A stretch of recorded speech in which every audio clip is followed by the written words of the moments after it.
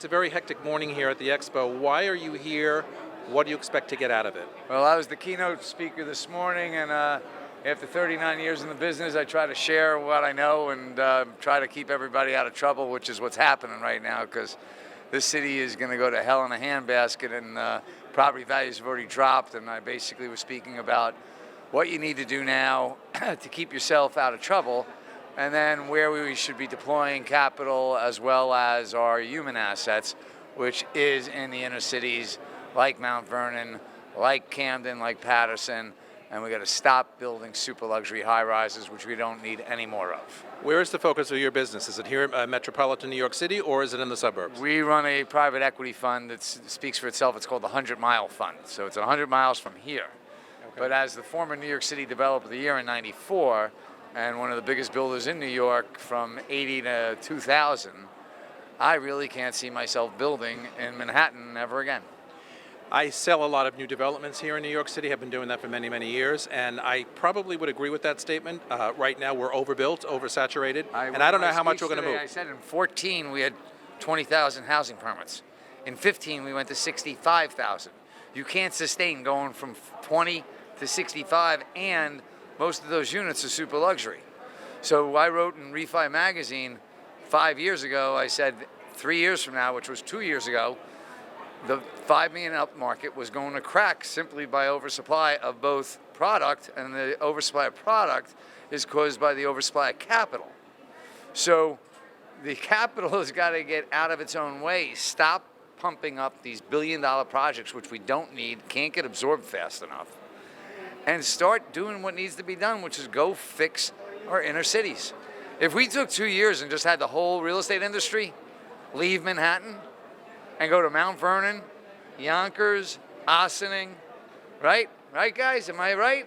And Patterson? I mean, I'm in Patterson once a week. I mean, I might be one of the only white guys there, but I'm in Patterson once a week. And listen, that's okay. Let me ask you a question. So does your firm fund developers buying property as well as buildings? We do everything. We do everything from ski resorts and chemical plants to condos, office, retail, affordable housing. We just did the $50 million renovation of the Opera House in Philadelphia, which was closed for 25 years, most gorgeous opera house in America, which we won all kinds of awards for. So we're agnostic to what's on the dirt. As long as there's dirt under it, we finance. All right, so you say that we should stop overbuilding. Well, actually, I got even more radical. I think they should put a moratorium and not permit any more building. Well, that's what I was going to ask you. Are you putting a moratorium on funding to these people currently today? You could come in. It doesn't matter who you are. You come into my office with a high-end anything, and that's not just Manhattan. Look at what's happening in Greenwich and in Jersey. You got people. 50 Cent had a house that was worth Tyson's house was worth $25 million 10 years ago, and he took 10 years to sell it for 2.9. Tom Brady just dropped his price of his house from 40 million to 30 million. I mean, that's Tom Brady. You would think there's a $10 million premium. You would think, right? Tom Brady's house has got to be a premium. Can't sell his house. There's a guy in Tribeca. He's had his house on the market for 40 million. He's marked it down to 13, and he can't. Can you imagine going from 40 to 13?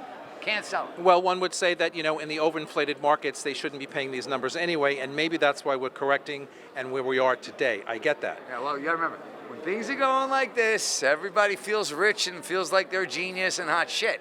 I don't know if I can say that on the radio. Isn't that why buyers want to buy when the market is escalating? Because they're afraid it's not going to stop and they want to catch it before it goes all the way up. And then, when it drops, the key is you got to be careful. When it drops, you never know when it's going to drop to. So you need to let it drop, hold for a year. Then you go back in the market. All right, so let me ask you one last question. So in your opinion, and based on what you've seen through the years, what is your prediction in the next 12 months from a marketplace perspective? Okay, so we're at 1.2 million housing units nationally. We were at 2.4 to 2.6 in 2004, 5, and 6. Crashed in 7, 8. Took 2-3 years to absorb that product. So now we're only at 1.2 million units. The problem is they were all in high rises in Miami, Manhattan, Boston, LA, San Fran. So what you have is a real undersupply, crazy undersupply of product that's and when you say affordable, I'm talking affordable to even a rich guy's affordable. So, we look at stuff $299 to $799.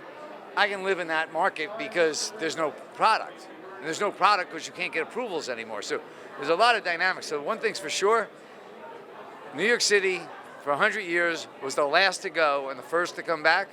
This will be the first time it's the first to go and the last to come back, because we still need affordable housing. Billy, from my perspective, your world in the next 12 months is going to be very volatile, and I think you're up for the challenge. Well, that's my specialty. Thank you so much. Thank Thanks you. for coming. Pleasure. Pleasure.